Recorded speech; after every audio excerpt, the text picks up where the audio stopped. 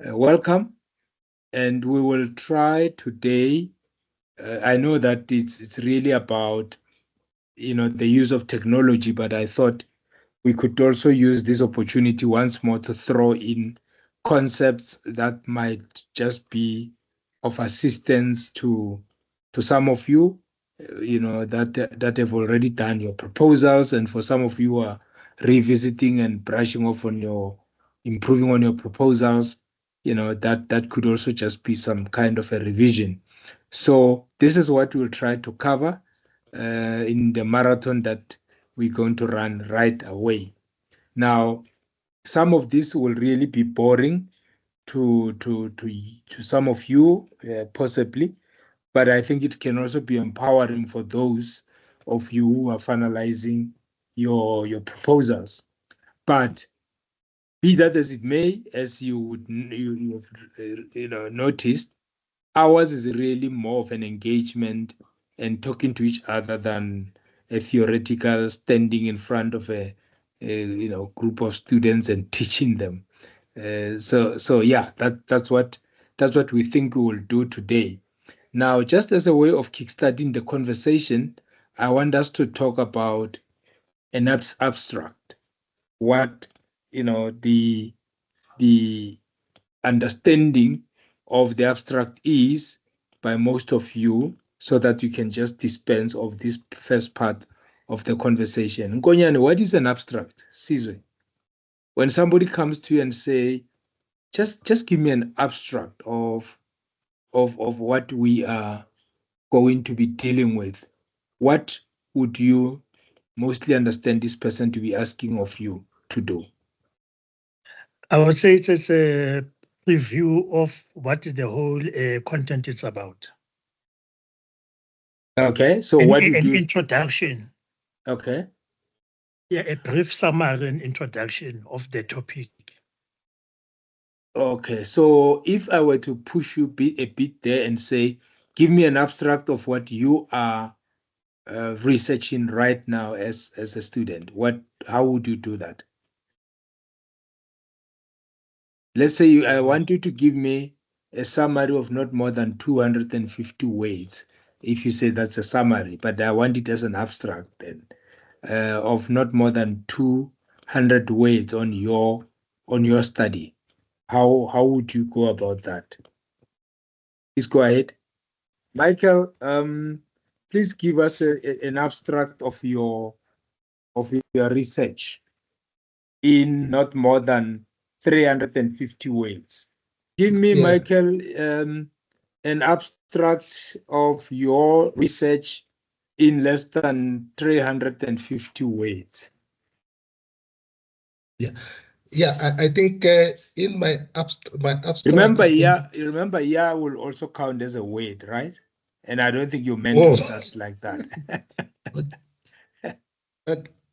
My abstract, I think, will start like this. I think it has to do with the participatory democracy, and then meaningful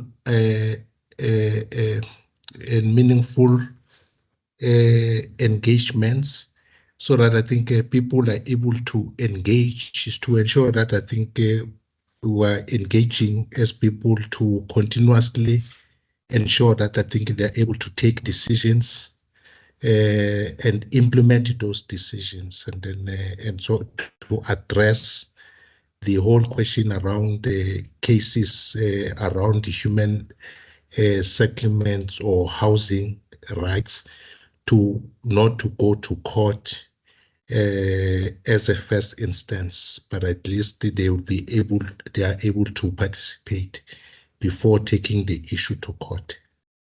As a broad, as concise summary on that is what I can say. I think I did not consult the summary. Okay. It's yeah. Thank you, Michael. Pile, how would you summarize, or how would you give us an abstract of your own intention of your study or your study itself in less than 250 words? Look, I guess I'm fairly new to this process, but my understanding of what an abstract is would be to almost give a level of what I call an executive summary of what the thesis is about. You would focus on the purpose of what you want the outcome to be, and I guess talk about the problem high level and the significance of the study. Yes, give that to me. I want you to give exactly that exposition to me now. Okay, so for me, On your own, on your my own study. topic, on Yeah. my study. Yeah. So the topic is, well, the aim and the purpose is to provide a blueprint of principle-based requirements that can be written into international and national laws to regulate the use of AI ethically and responsibly and allow society to reap the benefits of it. There is a gap in international banking law as well as national banking law governing the use of AI. As AI is becoming a tool many banks are leveraging to create competitive advantages, as well as managing cyber risks, for example, it is important to ensure it is used ethically. It is not used unethically and irresponsibly, and that's the key problem. The significance of the study is that AI is the future of the world and work.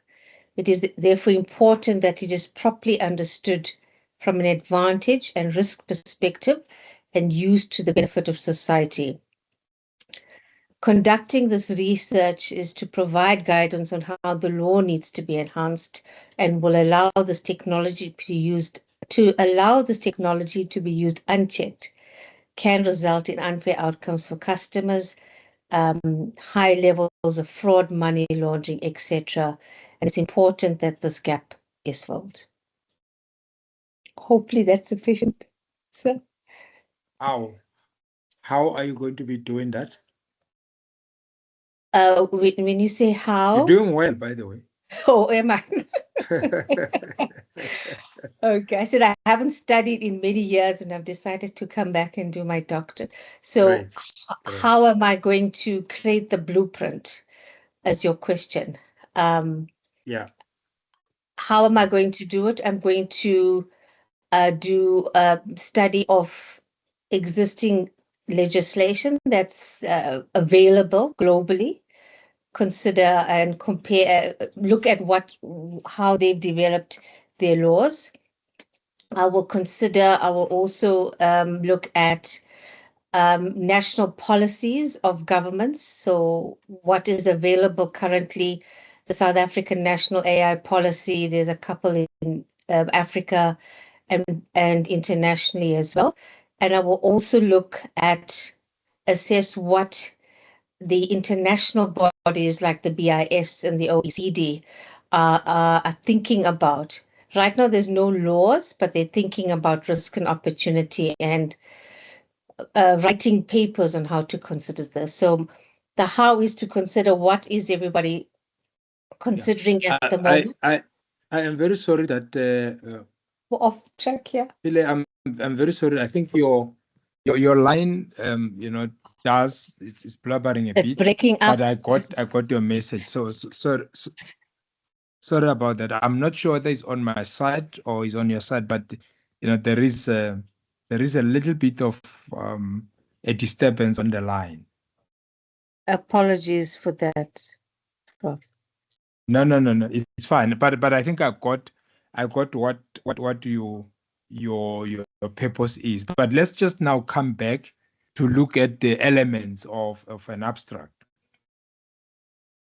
Now, I just want us to look at the elements of an abstract so that all of you now, when we come back to it, you look at it from this point, because I was just listening to Michael as well, and what is important in an abstract also is that because it's so concise, the computer will count the number of weights. So if they say 250 weights, they mean 250 weights. For instance, if you want to attend an international or national conference or publish an article, which is quite a very good, prestigious thing to do, and they said, give us an abstract, they normally will ask for an abstract. And there are those who would, different journals and organizations will ask for different numbers, of weights that they would use. For instance,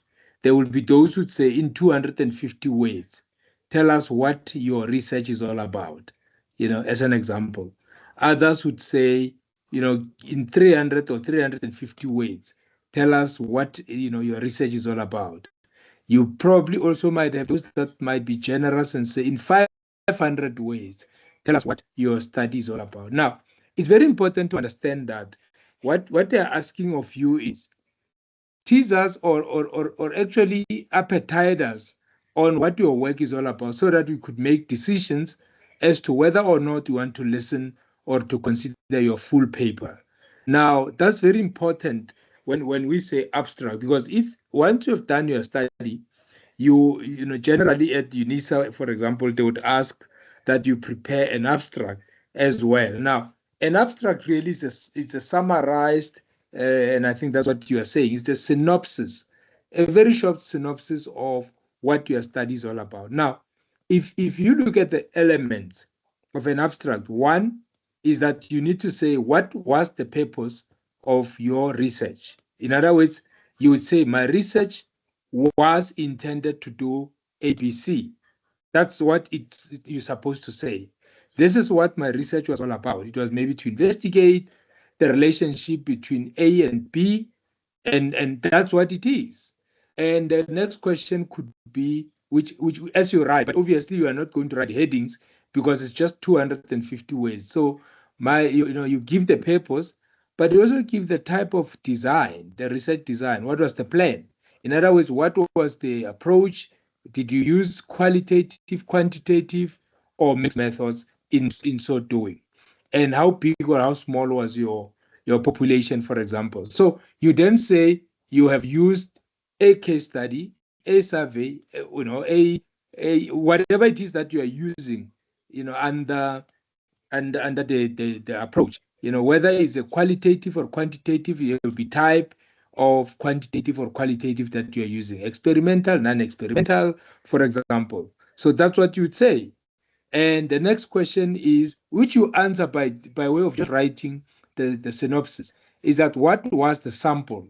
So in your abstract, we need to also be able to see the sample.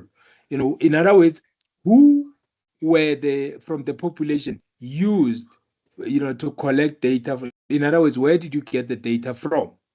And that then becomes a sample of your own study. What sample did you use?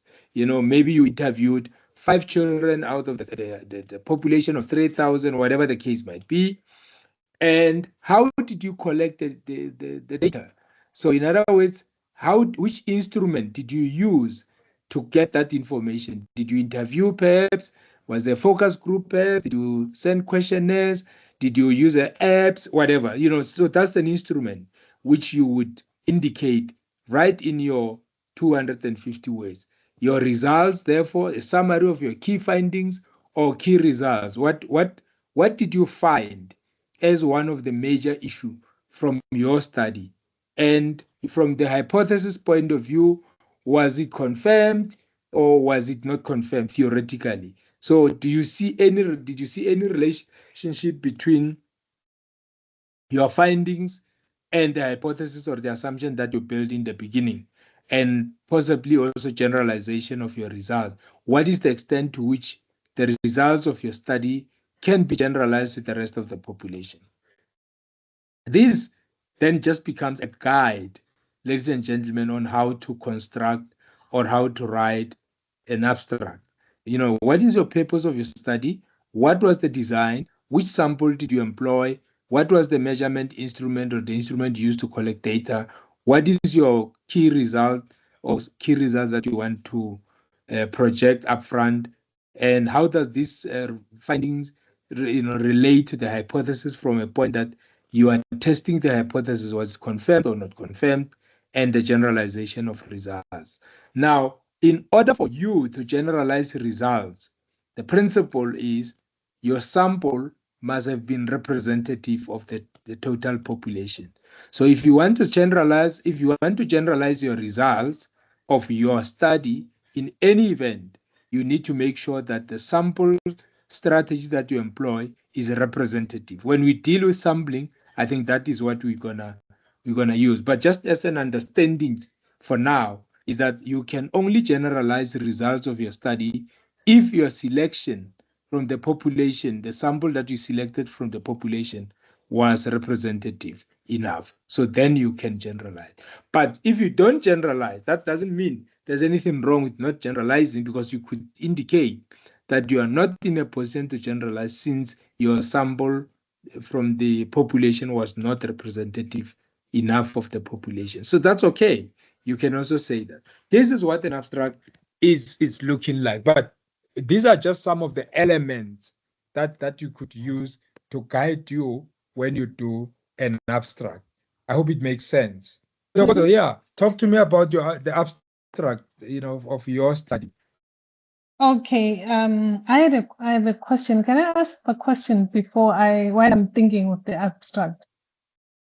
Yeah, go ahead. For the abstract, do I need to include limitations? Yes, you can. But remember you can, but remember you are also guided by the number of ways that you are allowed to use, isn't it? Okay. Yeah. So in other words, if it's 250, and computers do word count. If it's 250, you go beyond 250, you might just be disqualified. First of all, you just need to get the basic instruction right. If they want 300 or 350, you go for 300 and 350. Just listen to Michael. I had already counted more than 6 A's. And A's are weights, isn't it?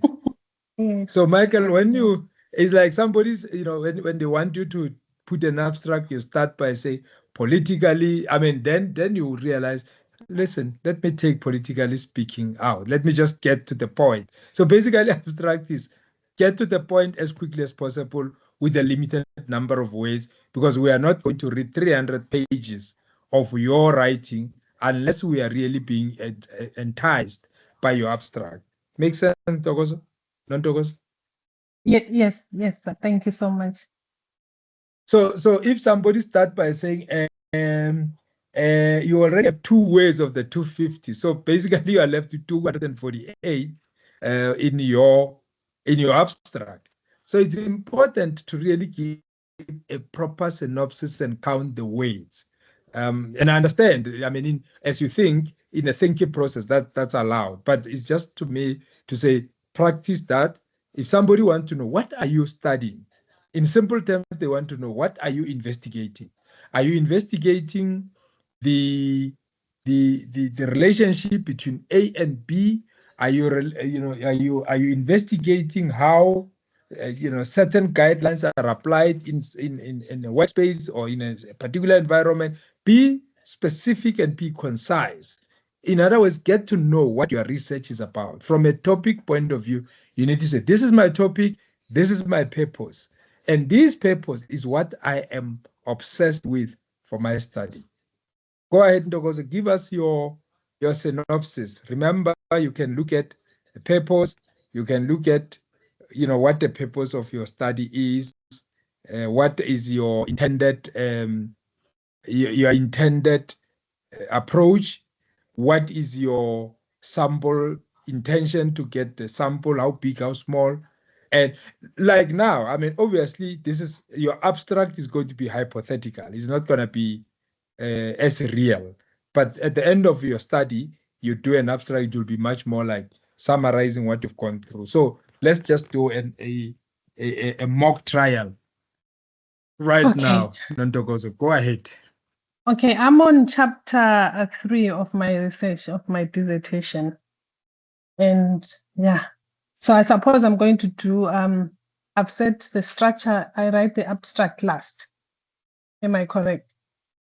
Yes, you Yes. first have to do the entire project, the whole research, and then Okay. because it's going to Done. have like many pages, you then have to give an abstract as to the whole process. So let's go for it. You've got no limitation of weight. You can go up to 500. Let's hear you. All right. So my study seeks to examine how encryption and secure communication platforms have affected the effectiveness of forensic techniques in detecting and preventing IFFs in Gauteng. Okay.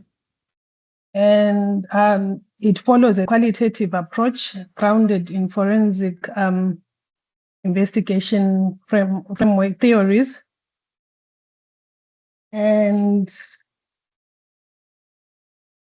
I'm following I'm using semi-structured questionnaires to collect data, and my target population is forensic practitioners and compliance forensic and compliance practitioners, and I have decided to meet them at the ACFE. Association of Certified Fraud Examiners, South African chapter. And my hypothesis is that the rapid adoption of digital communication platforms during the COVID-19 has impacted how investigations are conducted. And the findings that are from literature review, now this is how my questions have come up, is that the forensic techniques have not caught up with the changes as more and more IFFs are now more hidden, something like that, Prof. Okay, that makes sense. I think that makes sense because you have captured, and I mean, it can be improved. You start with it and you can work around it. But you are capturing what the purpose is. You've captured what the approach will be. You captured what the sample will be in terms of those that you're going to talk to. You've captured the instrument, and you've spoken to what your assumption is and how you would. So for me, that's the idea. So that's the idea of summarizing your own study in relation to formulating an abstract. So I think look, you can write it like that. And as you go along, you'll probably just improve on it, change it, and work on it. And as I said, it's the end product of the whole work, but it already starts giving you an idea of what is the question on my design, what is the question on my sample and my population. So all those are elements that are needed in detail in your research. I think it's a very good attempt, Ntokozo. Is there any question that any one of us here on this platform have for Ntokozo, or maybe comment that you would like to add to what she said, basing your understanding on also your own theory or on your own research project that you are working on? Anybody wants, or somebody wants also make an attempt on the formulation of an abstract before we move on? Please go ahead if you try it so that we can engage on it. It's important for you to understand an abstract as early as possible. But my question then would be, in an abstract, since one will be consulting various organizations and asking permission. So in my abstract, when doing the sampling, the population, do I have to mention the names of the organizations? What is your abstract? Sorry, I'm not following. Just give us an abstract. I'm not sure I was hearing you well. Is it Manuku? Yeah, it's Manuku. Oh yes. What is your abstract, Manuku? You purpose, the design, the sample, the hypothesis, and all that. I couldn't hear. I'm sorry. Yeah, no, I'll have a challenge explaining all of that, but I got the gist of what you've said initially, because I'm actually attending from inside the bank now because I had a matter to fix. So I'm still here, so I'm just listening here. But what caught my attention is when you were speaking about the assembly. So I wanted to know, because you'll be sampling from various organizations like in my study. So do I have to now mention the names of the organizations? Look, I don't know why would you mention the name, but there's no study that doesn't have a sampling strategy, whether it's qualitative or quantitative. So you cannot do a study and there's no sampling. But I don't know when you say you mention them as to what. Yes? Yeah, my question was, it was not that I want to do this sampling. I will do a sampling, but I was asking if it is permissible then to say I sampled from UNISA, this other organization. Would that be correct? Okay. You see, you're asking, and for me, the question is very difficult because it's incomplete. Are you saying what is the issue with sampling? Let's talk about the sampling. So how does so that I understand what the question is? Are you sampling organizations? Yes. Give me an example. Like what do you mean by organizations? Okay, mine, I'll be sampling the population is across 3 organizations, which is SIU, SARS, and the SAPS, the digital side of that. So now I was saying in my population sampling, I have the population, the number, but I was going to say when I'm mentioning the number of the populations, to say this was my sample. Do I also have to say I sampled so many from SIU, so many from SAPS? That's my question. Is it sites, or are you sampling sites from those organizations, like websites? Or what, when you say sites, what do you mean? No, it is branches. It is physical branches that one can visit. Yeah. No, but it's okay. not. Is it? Let's take an organization called MESO. So in the organization called MESO is one organization, right? But you're not sampling the organization. You are sampling individuals from the organization that fit your research profile. Correct. Or you are sampling, because remember, you can study organizations as in studying organizations, not necessarily, but the total population will be how many organizations are there. If there are 200 organizations and you are only sampling 10% of the 200, those organizations that you sampled may or may not represent the 200. But if you are sampling across organizations and you are sampling individuals, those individuals in those organizations will be mentioned, because how we should know which organizations did you draw your sample from as a total population. I'm not sure. I said, you've sorry. Yeah, I'm sorry. You saying? Yeah, I'm saying you have answered my question. Oh, okay. But you have not answered mine, because I wanted you to give me an abstract.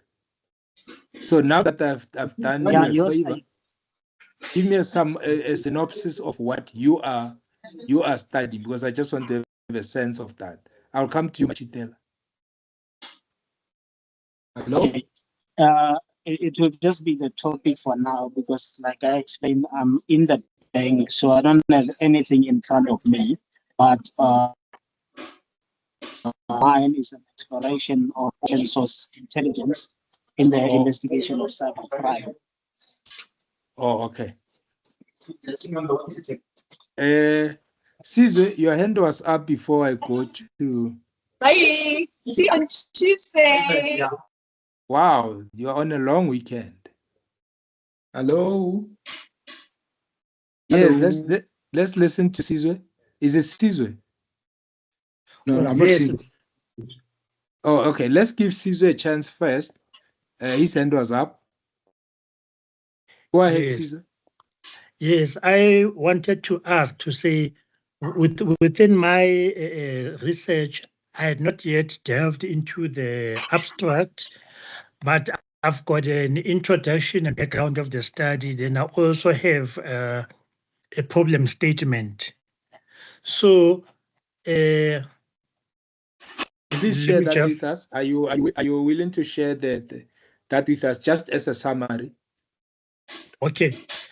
My research is the impact of artificial intelligence tools in the open distance learning to enhance students' engagement and retention.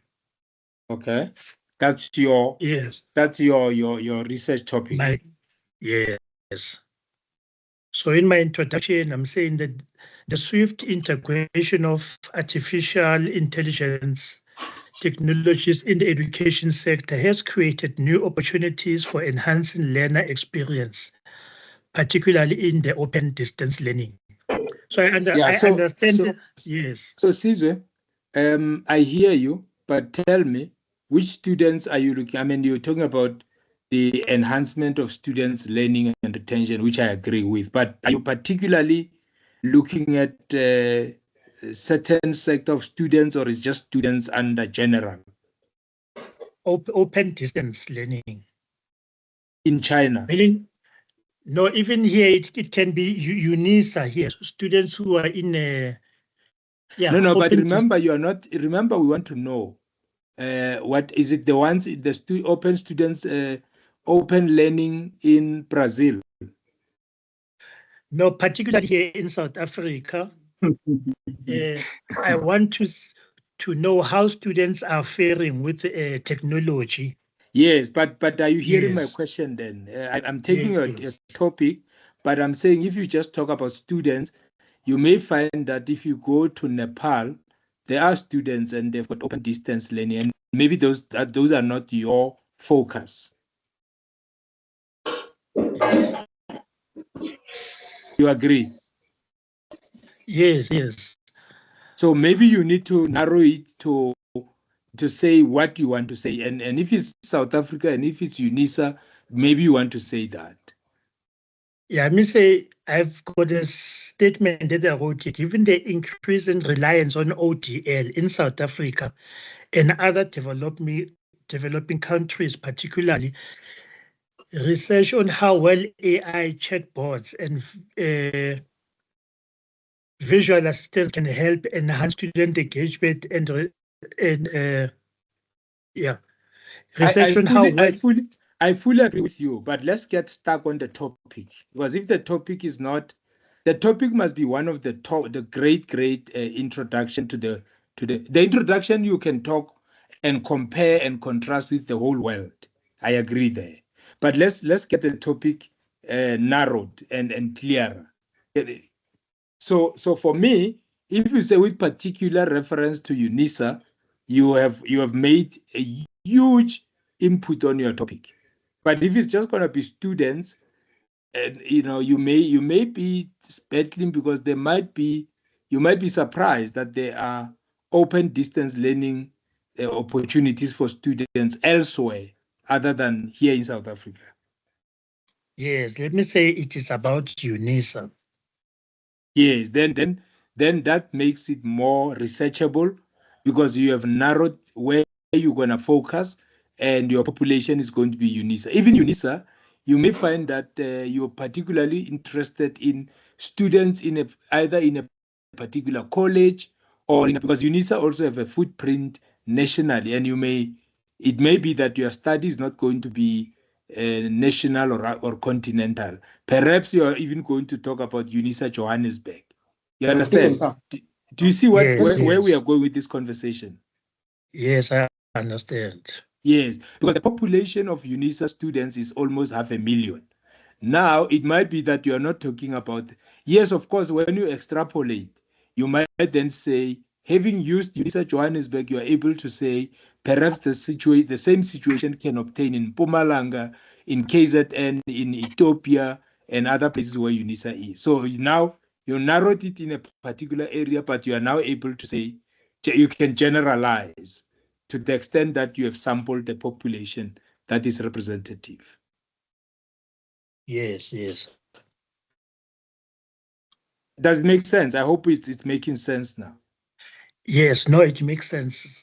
So Yes. your topic is great, and just narrow it down, because I want your topic to have variables that we will talk to just now after we are done with the abstract. So when you talk about variables, that's the next thing that you will have to look at in your topic. But so far so good. I don't think there's anything to worry about there. I'm doing a desktop research, and I want to go back to what Mr. was saying. What is sampling?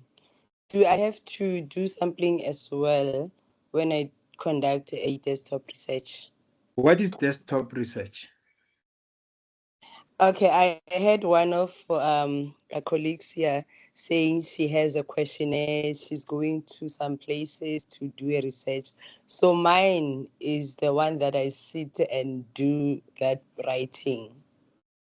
Yes, but before we do desktop research, tell me what is it that you are researching on? Because research, you either have qualitative, quantitative, and mixed methods. And in that, you are able to identify different ways within which. So I want to understand first, what are you studying? Or what are you intending to research, even if it's desktop? Can I give you my topic? Yeah, sure. Maybe give us try to give us an abstract. Oh, so I'm far from my books, so I was taking advantage of this opportunity. But then let me quickly. Yeah, just go ahead. Yes. It's decriminalization of sex work and the end of bullying era. So my focus is more on adult female. And then your focus is on isn't your focus on decriminalization? You said decriminalization. Yes. So isn't that not your focus? Of sex work. Yes, it's my sex work focus. Amongst adults.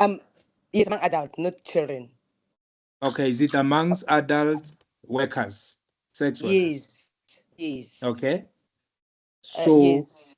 But where? In South Africa. The whole of South Africa. Okay. The whole of South Africa. So it's about the decriminalization of sex work amongst sex work, adult sex workers in South, but female or amongst female sex workers. Okay. Yes. In female sex workers in South Africa. And the end of bullying era. And the end of bullying era. What does the end of bullying era mean?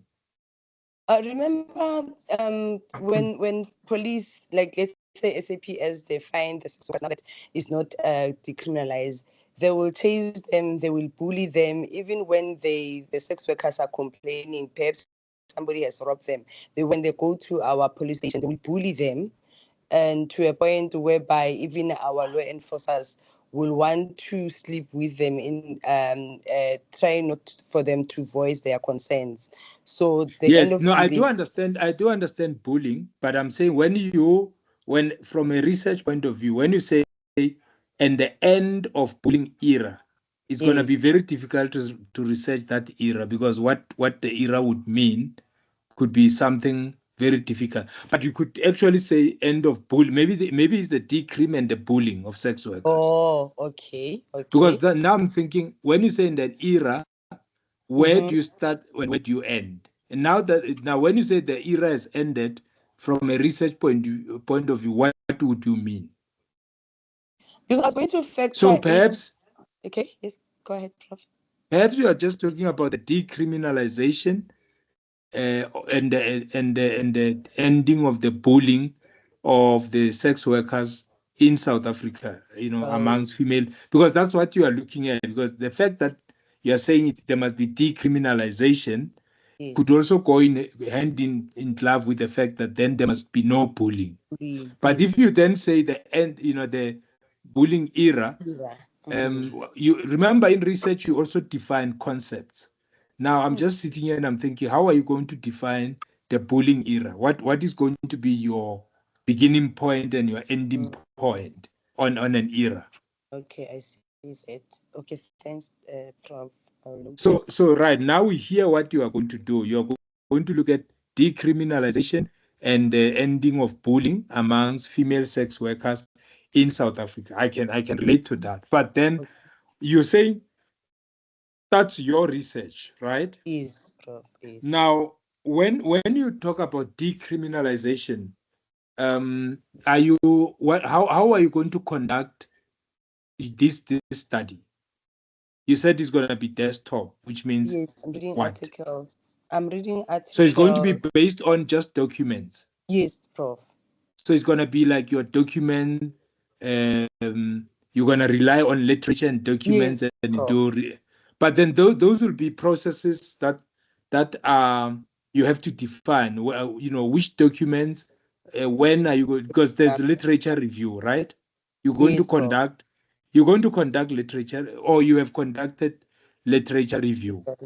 So, what is your literature review say about criminalization and bullying? I'm far from my books. I wanted to refer, but now that I'm far, next time I log in, I'll definitely be having my studies in front of me. Oh, okay. No, it's fine. But I hear you saying you are not going to do physical interviewing. You are not going to be doing questionnaires to anybody. You are not going to talk to anybody. You are just going to rely on source document. Now, that's also another research process that you can talk to. But it's not, I don't know whether we want to call it, maybe desktop is just a loose way that we use in the street. But I want to know which approach is that, because it sounds like it's a qualitative study, and for that we can go through the whole method and methodology. Because remember, you're not just doing a pedestrian work.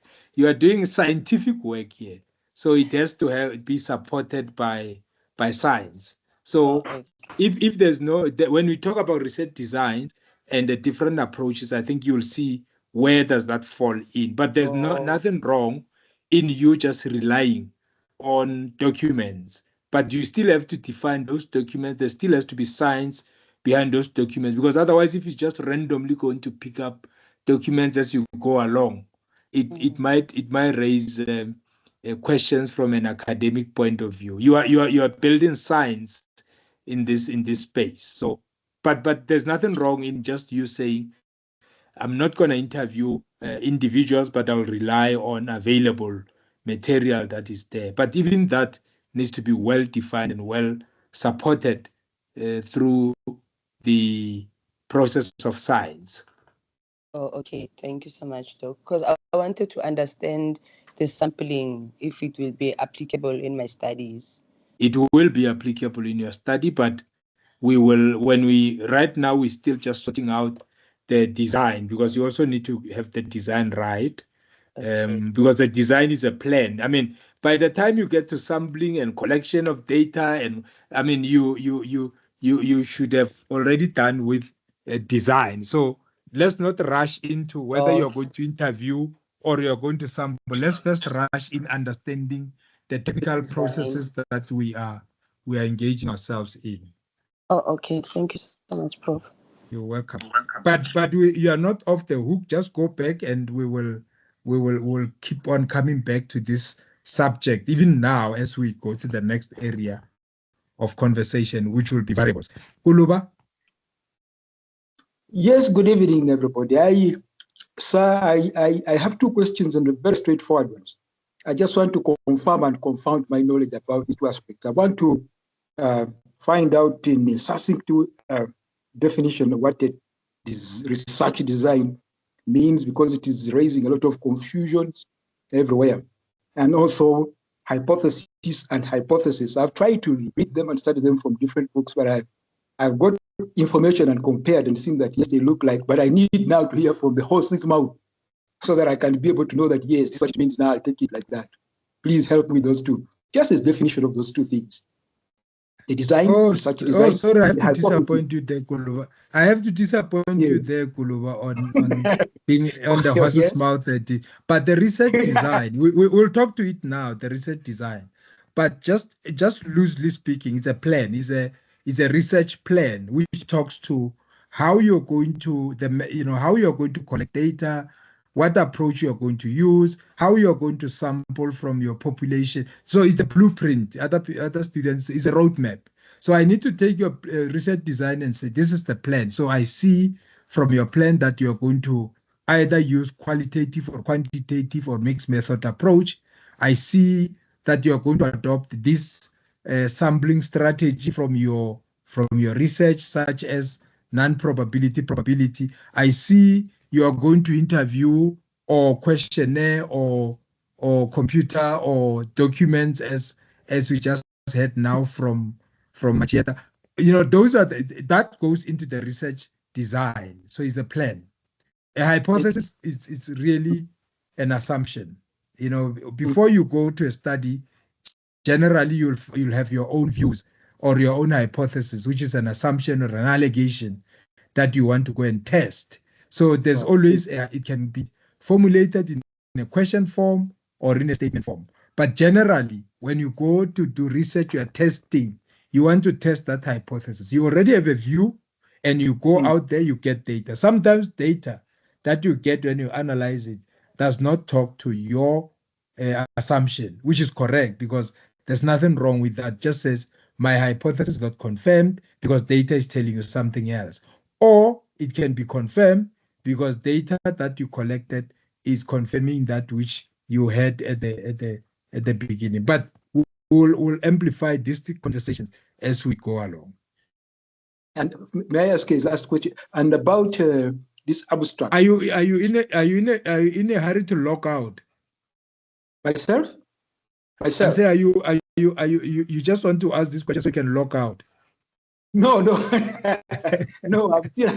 So what is the hurry? I'm still. What is the hurry? What generates the hurry? What creates the hurry? I just bumped in. I came from somewhere and I was hurrying. I remember that I have something decent to listen to and I participated. So I just landed in. So I thought you had already moved. And now you are. Yeah. That's why I was. No. Don't hurry. Don't rush. Because then otherwise we are running through these concepts in a haphazard way and it might disadvantage others, because we will talk to research design, we will talk to hypothesis. So otherwise now we're moving in between and it might just cause confusion for you and others. But I do take note of your concern that let's have a conversation on them. Okay, what are you studying at the moment and what is your hypothesis? No, I already finished and submitted for examination, so I don't want to talk about it because it's already under examination. But however, I've already submitted. I mean, I've been doing law, LLM, so I've submitted it already. So I don't want to talk about it because it's under, otherwise to be prejudicial. So are you saying your research is what do they say in politics when they are reported to court and they don't want to say about the fact that they stolen money? The matter is sub judice. Yeah. So is your study sub judice? Yes, because that is already under examination. So I don't want to prejudice. But you can't change it. I mean, we will not change. We will not change anything of what you have studied because it's the research that is going to form the body of knowledge in the field. Yeah. No. Okay. It's okay. You see, in research, let me disabuse you of research and law. Research, you can study anything and you can talk about it any given stage. Of course, if it's going for examination, it's for a different exercise, but you can talk about it right here. There's no, we don't have a method that is sub judice can be an empirical investigation of why is it being used sometimes as a cop-out. So in research, feel free to talk. Okay, yeah, mine is about, it is about the stratifying effects of the abuse of electoral rights on the democratization process in Africa and the Middle East, a comparative analysis of Uganda and Israel. And that's what I've been doing. Were you comparing Uganda and Israel? Yeah, the electoral process and the abuses that are taking place in those two countries in the democratization process. And so the relationship between the relationship between Uganda and Israel is very, very interesting. I think on its own, it can be an empirical study. You agree? I'm just saying the relationship between Israel and Uganda is quite, and how all that relationship links all the way back to the States, to the US. It's an empirical study on its own. Yes. Yes. So that, because one is a developed country, somehow developed, they say developed, but I don't know in economic indices if it is really very developed. But one is a poor country. Well, I do hear, hypothetically, I do hear that one of the reasons why Israel as an island had become so rich in producing what they produce now from a vegetable is because they are building on Ugandan soil, which is sponsored by the States, the US. So that's why the relationship between Israel and Uganda and the US is very powerful.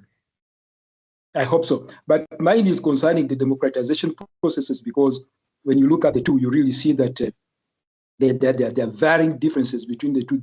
Israel claims to be the best democracy in the Middle East, but they are not. They are far from being so.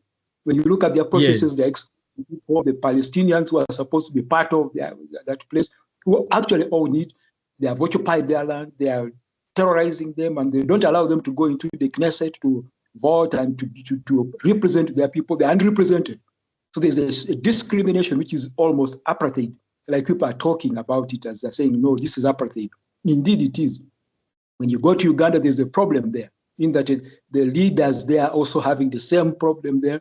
There's another kind of African apartheid where they are trying to discriminate other people. Thank you very much. This is what you are saying is also a study in geopolitics and conflict of the world. So there's nothing wrong with that. Yes. I mean, Museveni, Yoweri Museveni has been a president for as long as we lived.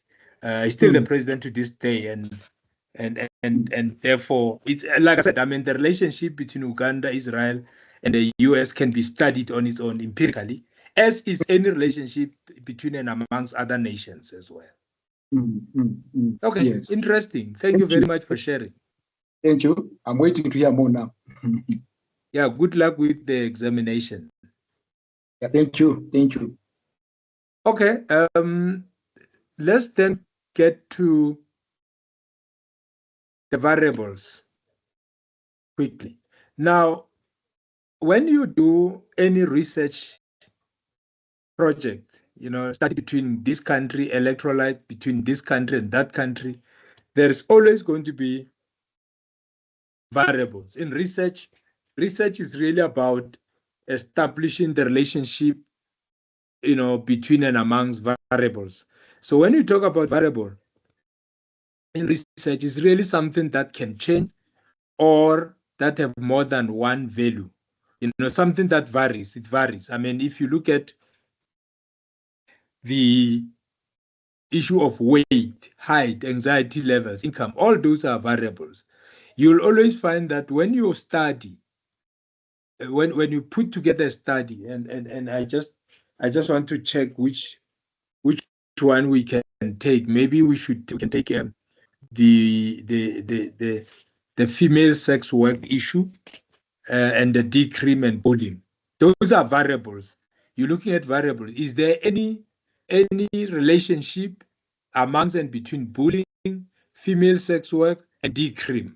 Those are variables. You want to see how they relate to each other. Now, in research, when you put a topic on, we immediately look at what are the variables that you're trying to establish a relationship with, because there's always a relationship. Let me give you an example. If you look at fire and smoke, the X and Y, where we'll say fire is a variable, smoke is a variable. However, if you would then go further, we say that there are types of variables. There's dependent variable and there's independent variable. In your research, even on your topic, we'll just talk about it now. You'll find that you've got a dependent variable. A dependent variable in a quantitative research study, it means that which can be influenced by an independent variable. Hence, its value depends on the value of the independent variable. So you have to have an independent variable. And an independent variable is the one that you as a researcher, you study as having possible effect on one or more other variables. So when you look at the independent variable, it's like an antecedent. So it exists on its own, but you have to manipulate it. You have to do something to it so that the consequence can be observed, which is the dependent variable. So there's a variable that is independent and there's a variable that is independent. This one that is dependent, it's a consequent. It's actually come as a result of what happens to the independent variable. So a dependent variable is a variable that is affected by the independent variable. Now, if I were to come back to let's just come back to our conversation so that we contextualize this conversation. Now, maybe I should go back to Sizwe. Sizwe, are you comfortable? Can we come back to you? Okay, Prof. Tell me on your study, because you were talking about the distance, I think distance open learning. Which variables on your study, just at that level, what are the variables that you are trying to work around and which influences what? Because you're doing something about students and we were working around. Don't worry now, even if you just say students, whether it's student Johannesburg or UNISA, we're no longer looking at the location. But I just want to hear the variables now. What are the variables, just from a topic point of view, that you are studying? Yeah, my variables will be, students at UNISA, then versus using AI tools like chatbots, their experiences using versus in using the AI tools. So AI tools will be variables, right? Yes. And students' experiences will be variables, right? Yes. So what can influence, which variable is more influential to the other, if we were just to take the two, AI tools and student experiences? AI tools. Yes, AI tools will be constant. Will be be independent. I don't know. Oh, okay. Oh, sorry. Yes, go ahead. Because we are trying to measure how do they fare in their use of AI. Yeah, so are AI tools independent or AI tools dependent in your view?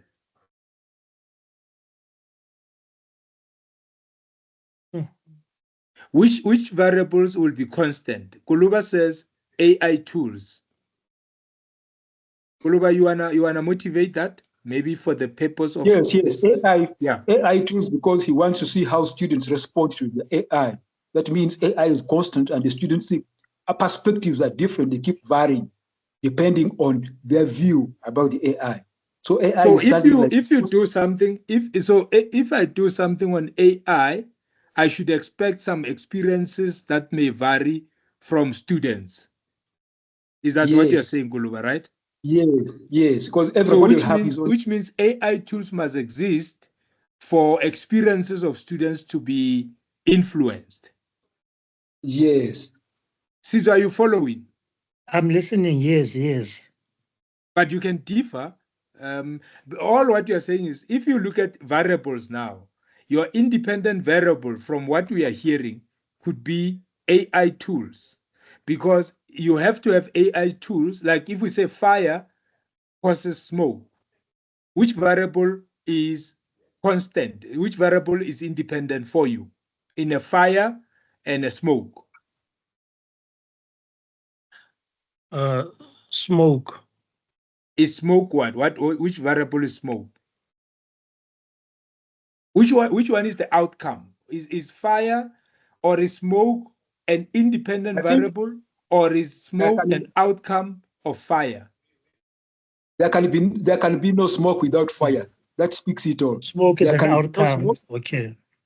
So what you when you make fire, you are not looking for smoke, but fire in its own, Yeah. it can generate. You can get smoke out of it, while as much as you can get a whole lot of other heat benefits out of it. Does it make sense to you? So fire must exist as a constant variable that you can manipulate. I mean, more fire, less fire, more heat, and so on. Does it make sense to you, Caesar? Yes, it does. And the relationship is causal because then fire causes smoke. Although, like I said, when you make fire, you're not necessarily looking for smoke, but where there's fire, there's smoke. Yes.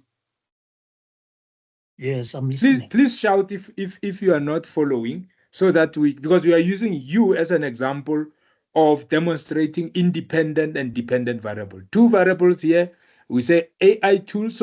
So you want to, the AI tools must exist. Now, they don't exist for the experiences of students, but you want to know how do students interact with this variable, with the two variables. Does it make sense to you? Yes.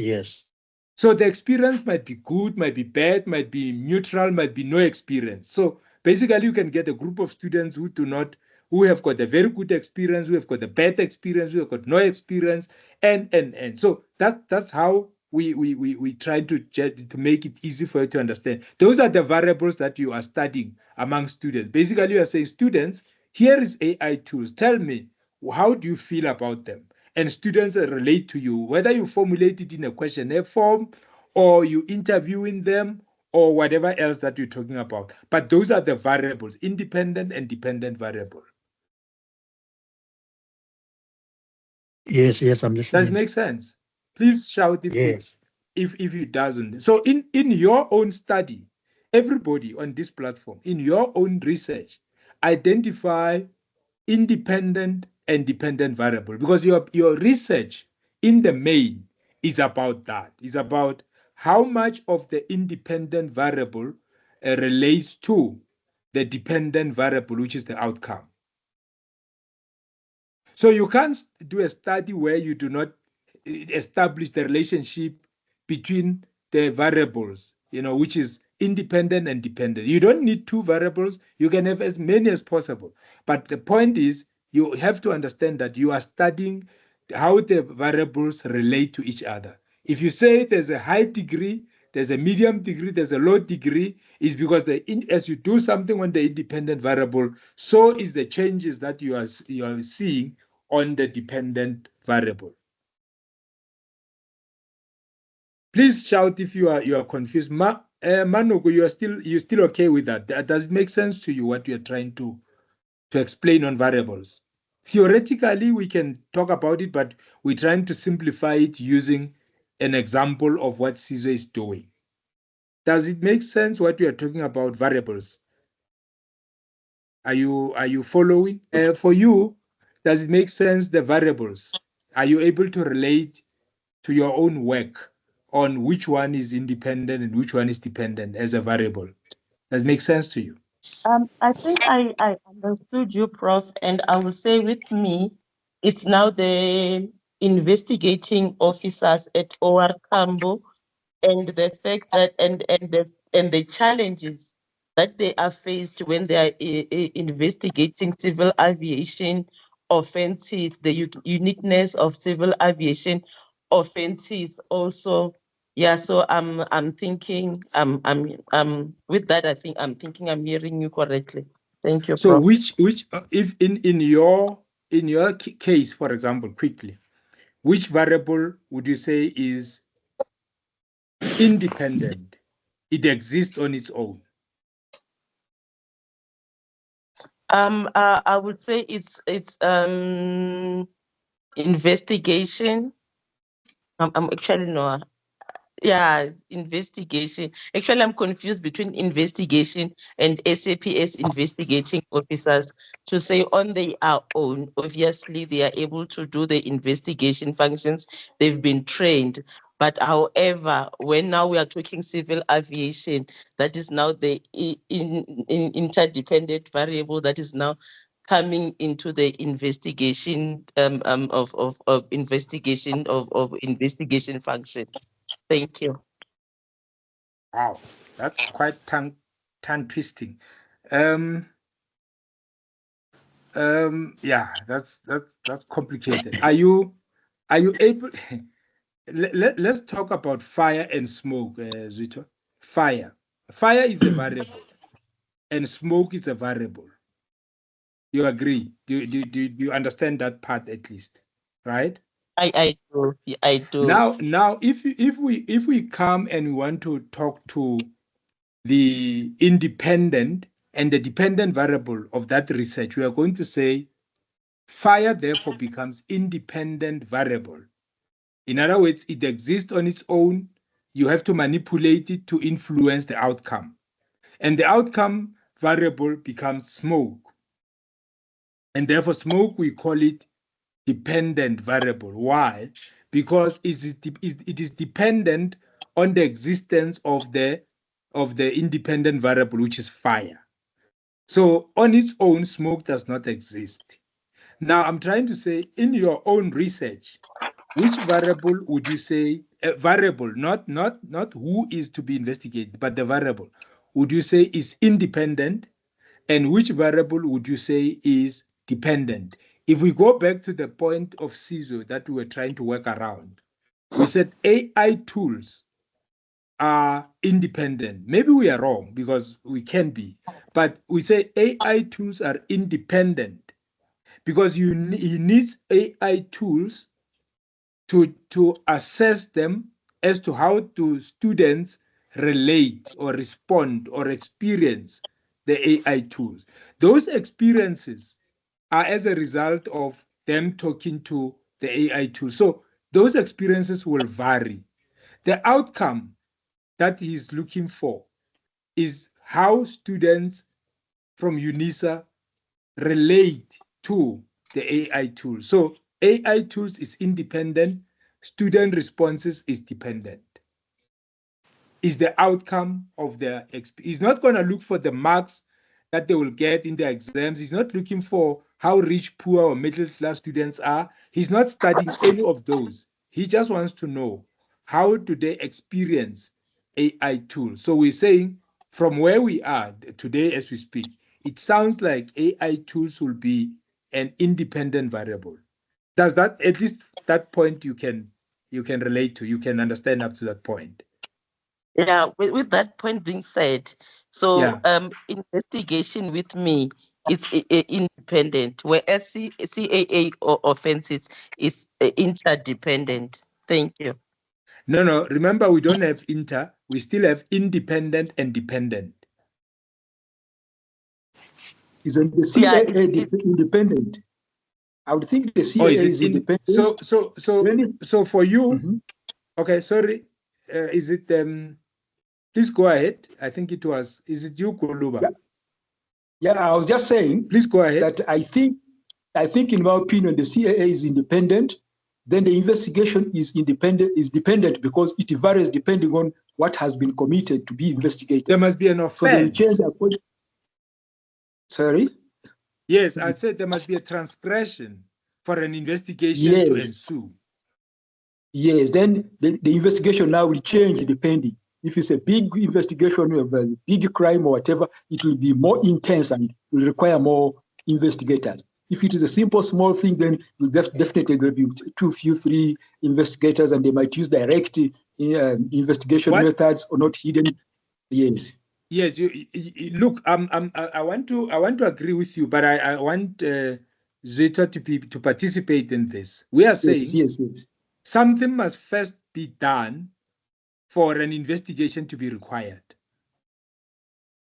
Are you in agreement with that? Understood.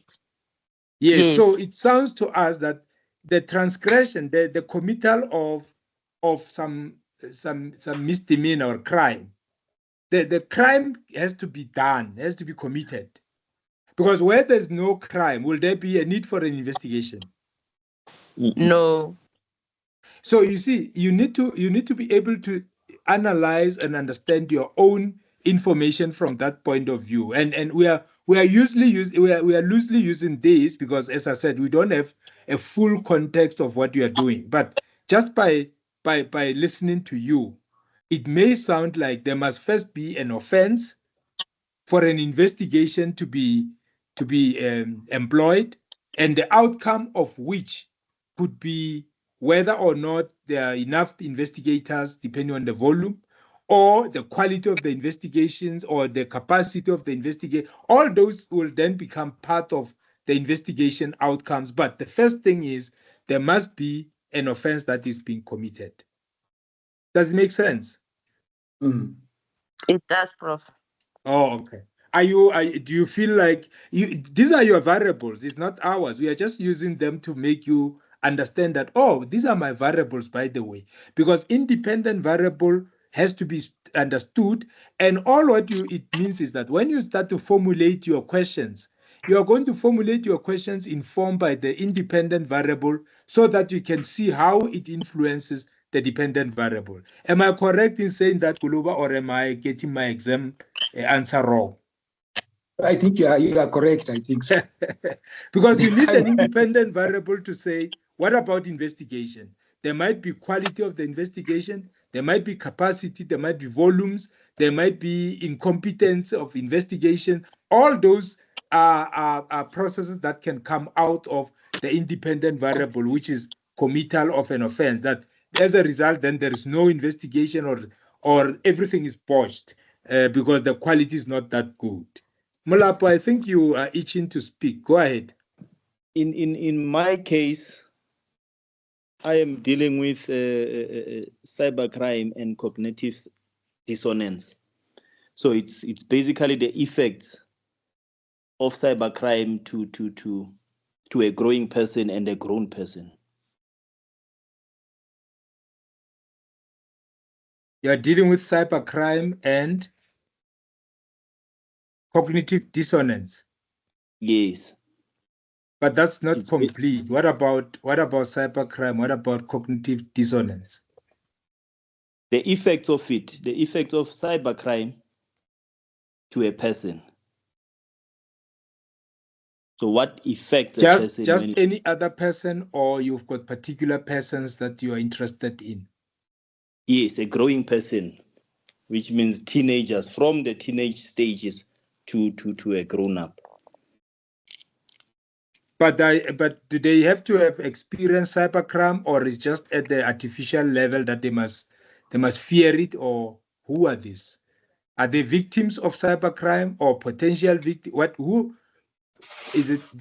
Please talk to us. Oh, it's because now if you're going to look at my cognitive dissonance, and I've not experienced cybercrime, and I'm not a teenager, and I speak Arabic, I'm in Saudi Arabia, or I'm in Dubai, what are you saying? Just take us through briefly. Give us an abstract. Okay. Let me say that the topic in itself, it's saying the dark side and the cognitive dissonance effects of a digital age motivating crime. So it's what motivates crime in terms of cyber. Am I not making sense? No, I don't know. Look, crime is universal. I don't know and cybercrime is also pretty much universal, if you like. I want you to say to me, where is this study basing? What is it? What is the basis that you are? Do you have a particular? Where am I going? Yeah, because if you say if now it's digital, it's not cybercrime. Now you're talking about digital, right? Is it digital? Yes. What? Oh, yes. Okay. No. Now I understand. So for me, the definition of cybercrime and what you say digital may not be the same. Okay. So I am saying there's something that motivates a child whenever the child engages in social media or in digital systems, there are things that one can watch, or there are things that can engage in, that can motivate that person to now engage in scenes where a crime happens. So, but then the first thing that affects there that is mind. billions. The world has billions and billions of children. Now, are you particular looking at the particular children in a particular geographical location? You know, this is broad. This is unresearchable because, like I said, I mean, in China they do it at the primary level, and they start coding. I think even at the grade R level. Yeah. Are you interested in those as well? No, How are you going to sample them? I'm interested in here in South Africa.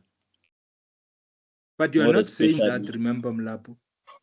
Yes, more especially this side of Johannesburg and Pretoria. But remember, you are not saying that in your intro, in your topic. You are not saying, you were talking about teenagers, but now you are talking about children. Teenagers. No, I'm saying you are talking about children, something that motivate them, but you're also talking about teenagers, but you are talking about cybercrime. You're moving, you're quite fluid. You know, we are not able to get your topic. Yeah, maybe you should talk about cybercrime alone, cybercrime and related to business people, because businesses or companies are so much using it for transferring money, for having their secrets kept in secure places, and then the cybercrime comes in with the hackers and these guys who are trying to send funny messages. What do we call it? What do we call this one? Yeah, they are sending messages to them to try to test them with URLs so that they can enter their accounts and steal the money and the transfer, that kind of thing. And the cell phones also, they are hacking. So where does the children come in there, and where are the teenagers coming in there, and where does the cognitive dissonance come in there? It's when a child is you understand? By, yeah, no, I understand. So if the effects, remember, if you want to know about the effects or the impact of something, you might also have to talk to people who have suffered the trauma of cybercrime. Now you're talking about cybercrime, but you're also talking about digital. I mean, children may not necessarily be committing cybercrime if they get into other sides. It's very, like I said, it's very, your topic is very difficult to say. What is it that you're presenting right now? Okay.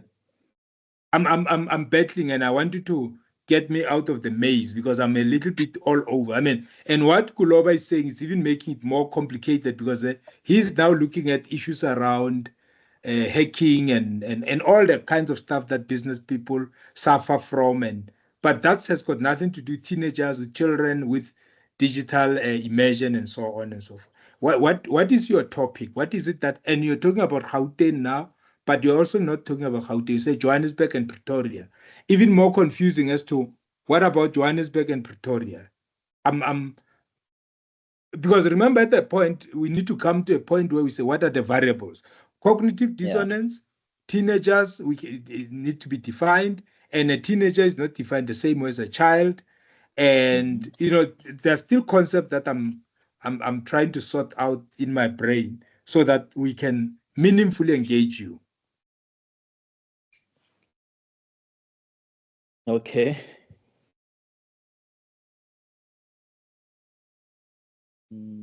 I don't know what that means now. Okay, it's a good thing to say, but you are just tell us where we are. We need to find you. Well, get me out of this at least. What is the idea? Is your idea, like I said? I mean, I might be wrong. Maybe you'll correct me. Those who have experienced crime, they probably might respond differently from those who fear crime without having experienced it. The level of fear and trauma may differ. Now, if you then talk about the effects of cybercrime, I'm saying will experience that will be different for some of us from a cognitive dissonance point of view, if we have not experienced the same thing together. Am I right with what is the? Do people react the same way on crime with those that have experienced it? Certainly not. They can't have the same experience. Yeah. So the hypothesis has just been proven that no, there is different experiences. So if you then say effects, Mulapu, if you then talk about the effects, which I think is also more to do with the impact, is that the effects will not be the same. So who then are we talking about here? Are we talking about those? Because it will be very difficult for you to get the perpetrators of cybercrime, but you are also talking about the effects on the other side, which means somebody on the other side must have received cybercrime for them to be able to tell you how it has affected them from a cognitive dissonance point of view. Otherwise, other people will give it to you abstractly, that if this was to happen to me, this is what I will feel, or it will impact or affect me on. Think about it so that we don't discourage you from the topic. But at the moment, I'm getting it, but I'm not getting it 100%. Yeah, no. I'm trying to reconstruct it. Are you suggesting that you are in agreement with us that it needs some refining? Yes, definitely. And please, when you talk about it, don't use teenagers, children, and those things sometimes don't go together in research, because then it becomes too cumbersome as to how do you sample from children and how are you going to sample from, and sampling from children can be extremely difficult because research is also a voluntary process, and children may be, we now have POPIA and all this other legislation, so you may need permission of guardians to talk to children who are accessing cyber, and if they are committing cybercrime as children, although they may not be arrested, it can be difficult for you to get perpetrators as children of cybercrime. Now, maybe that's not what you are looking for. I'm not sure. But again, just be mindful that when you do research with children, it has got much more stricter requirements than when you do it with adults who can consent to your study. But at the same time, to get perpetrators of cybercrime might also be proven to be too difficult, because how do you identify them? Are you getting those that are behind bars now, or you looking at those that, I don't know. Look, think about it. It can be done, but again, when you are a student, sometimes you've got time issues that you're not going to study this forever, and you may not have unlimited resources. They're actually even difficult to find perpetrators who are arrested for cybercrime in prison who are actually convicted. You see, so you might even have difficulties in having a population from where you're going to sample. So again, the question is now on cognitive dissonance, again, you might need to know who are the victims of cybercrime. And again, it depends on what cybercrime means, because in some instances, other people, and I hear Kuloba is more leaning towards financial losses within the business side, because then he's coming from a financial understanding of it. So maybe that's what you are looking at as well. And cybercrime could also mean much more than just financial, unless the definition is also clearer.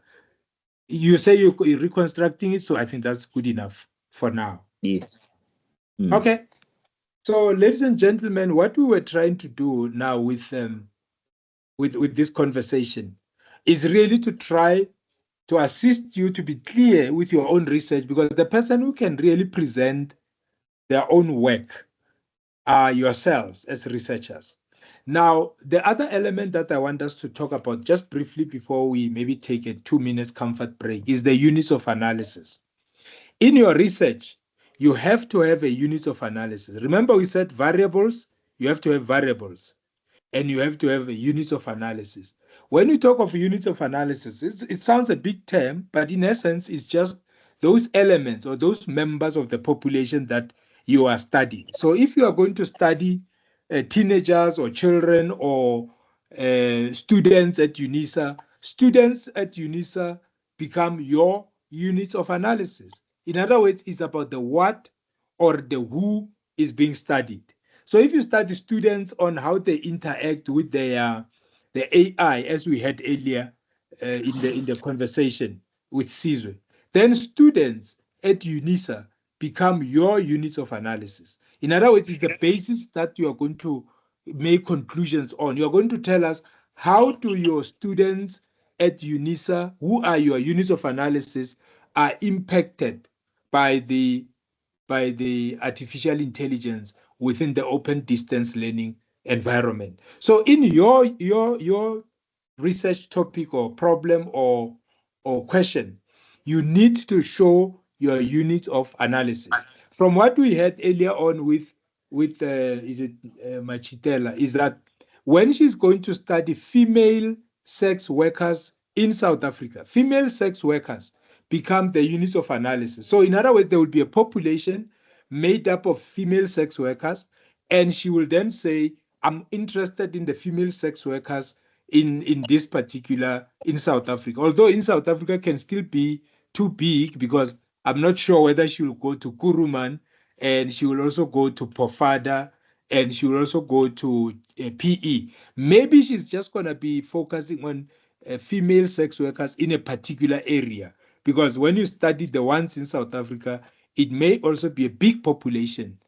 But the essence of this message is we're looking at female sex workers as those individuals who are, so she's already saying, I'm not going to study company employers, or I'm not going to study people who are working for ESCOM or weather services, or all those kind of. She's now saying my units of analysis will be female sex workers in South Africa. So if you are a male sex worker, or you are a LGBTIQ sex worker, you are not necessarily going to be a unit of analysis. I hope it makes sense what we mean when you say unit of analysis.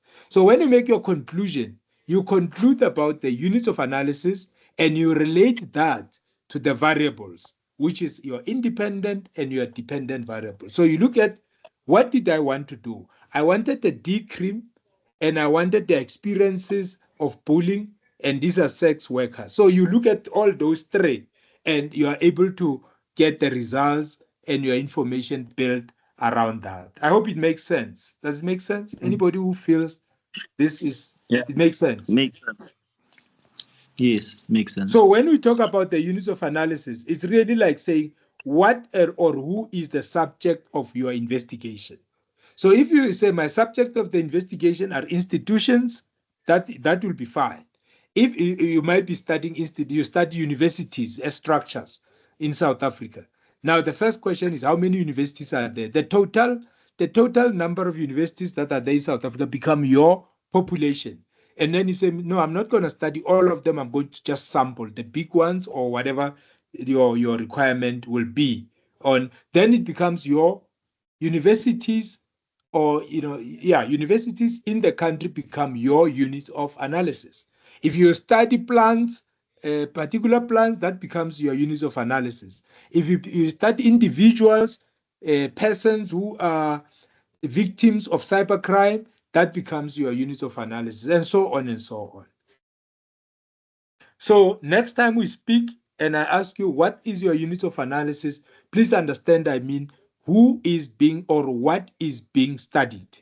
And when we say variables, all we are asking is which of the things are going to be subjected to some kind of change, whether variable that is independent or dependent, but they are variables that you are studying. So if you can figure out the variables and the units of analysis, even at the topic level, you are making good progress for your own study, because whatever you do, you always have to go back and say, but I'm not studying students under the age of. So those ones are out. What does it do? It scopes your project, your research project, so that you are not all over the show.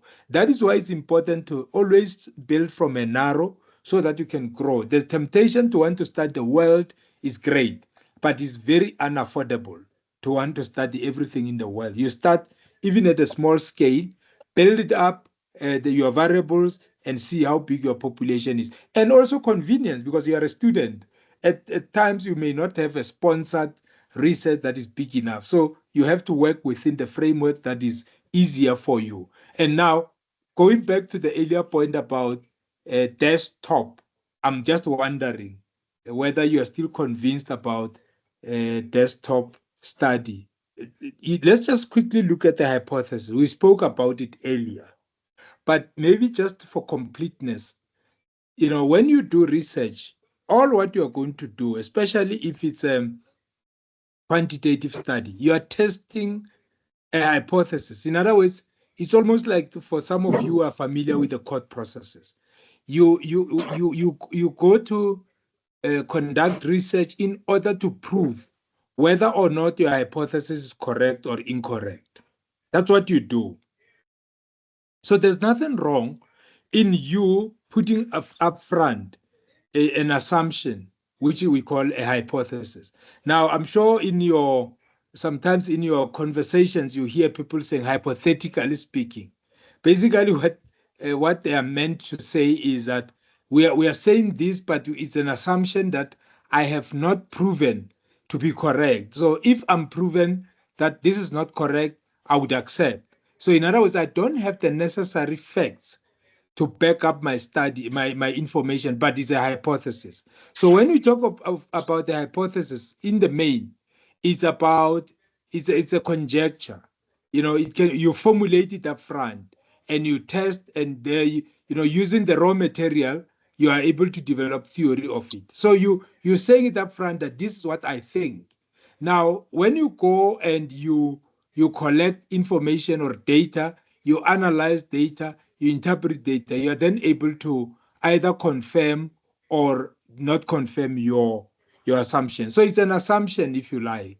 It's a preliminary statement of relation between two or more variables or things that need to be examined or explained. So basically, you're saying there is a cognitive dissonance for those people who are victims of cybercrime. You say they suffer from that. Maybe they suffer to a larger degree or maybe to a lesser degree. We don't know. But you are putting it up front. You say this is what is happening for them. When you go and you engage them, you may come out and you say, really, there is nothing. There is absolutely nothing that the cybercrime victims suffer from cybercrime, the consequences of which are negligible, or they are large, or they are small. So basically, that's what you are doing when you set up an assumption. So research will either support or fail to support a theory.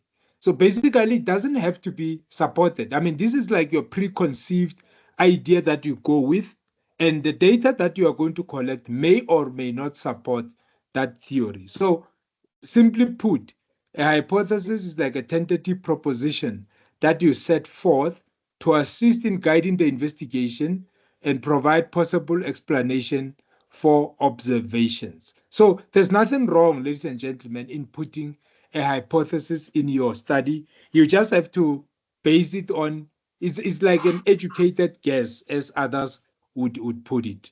Any question? I think, Guluba, you wanted to speak. I know that you raised this point earlier. Go ahead. Yeah. No, I'm okay. I'm comfortable. I'm comfortable. You're comfortable. About this. Yeah, now I grasp it very well. I think I understand it better now. Thank you very much. Yeah, so there's nothing wrong in formulating, whether you formulate it in a question form or in a statement form and you back it up by your literature review, that's fine. You say it up front and you say, I think there is a relationship between the abuse of alcohol and teenage pregnancy, for example.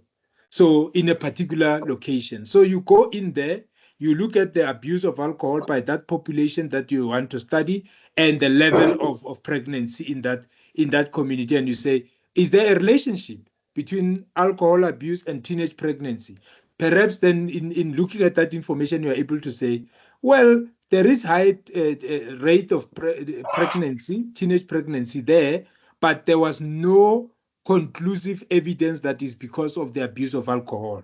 Or you are able to say because they spend too much time by the taverns and the shebeens and the liquor outlets, most of those end up being pregnant because there's been a huge amount of unprotected sexual activities that take place there. So the behavioral conduct there could be an issue that you want to raise. So you are raising those possibilities, and now you go out, you test them, and you come out and you say, yes, indeed, there is a relationship. What the nature of the relationship can be correlational, there could be causal, there could be. So basically, you are saying there is a relationship between the abuse of alcohol in this community and the level of pregnancy amongst teenagers, because you are able to prove that through your research. Or you could actually come out and say, as much as there is an abuse of alcohol in this community, and there's a high rate of teenage pregnancy at the same time, there was nothing that you were able to prove that it's because of the two variables. You can also come out and say that, because maybe the instrument that you used may have not been enough to make such conclusion as well. So that's basically what a hypothesis does. You are absolutely correct to have an hypothesis upfront when you go and do your study. But again, it's not just a gospel truth, because again, you'll see when we're going to talk about the different approaches. In some instances, a hypothesis has got more value. In other instances, the hypothesis doesn't carry the same amount of value. So qualitative and quantitative, you need to be mindful of that. So that you don't then say, yeah, but I have a hypothesis, but I understand that in qualitative, maybe it doesn't carry the same amount of premium. So that's okay. However, you will still have your idea that you want to go and test as a researcher. Any questions so far? I think we're going to pause here because I thought we really shared quite a lot. In research, we've got the concept that we call saturation. When you start getting the same information from people, you start interviewing the third, the 10th person, and you start getting same kind of answers, that there's no new insight. You're able to stop and say, maybe I've reached the point that is called saturation, because no new information is emerging. So that then becomes saturation. So I also don't want you to reach that point of saturation. We spoke about an abstract. I think we did a lot of work there. We spoke about the variables, independent, dependent. We spoke about the units of analysis. I think we did a lot there. And we now spoke about hypothesis. I think that should give you enough food for thought for now. Is there any question, any comment, any complaint, compliment, anything that you want to say before we call it a day? Where you think you need now assistance so that you can survive this week? Would you be able to do your proposal based on what we discussed today, at least to some level? It's for you to be able to do this on your own. Yeah, I had already done, so it means that I must go and fine tune so that I give it, I define it thoroughly to the extent that we've covered today. Yes. I'm glad. Molapo, I think you wanted to say something. Please go ahead, and Nontokozo. Okay, yes. Thank you, Prof, for the session. I joined because I thought we're going to be covering the use of AI, and I'm glad we didn't get to that. And we attended to abstract variables and unit of analysis. What I would like, I'm going to join your session again next week. Oh, I'm And happy. yeah, it's a date. I'm happy with that. And I think I hope Godfrey is listening, because we were told that there are other students that have abandoned us. I think they don't like us.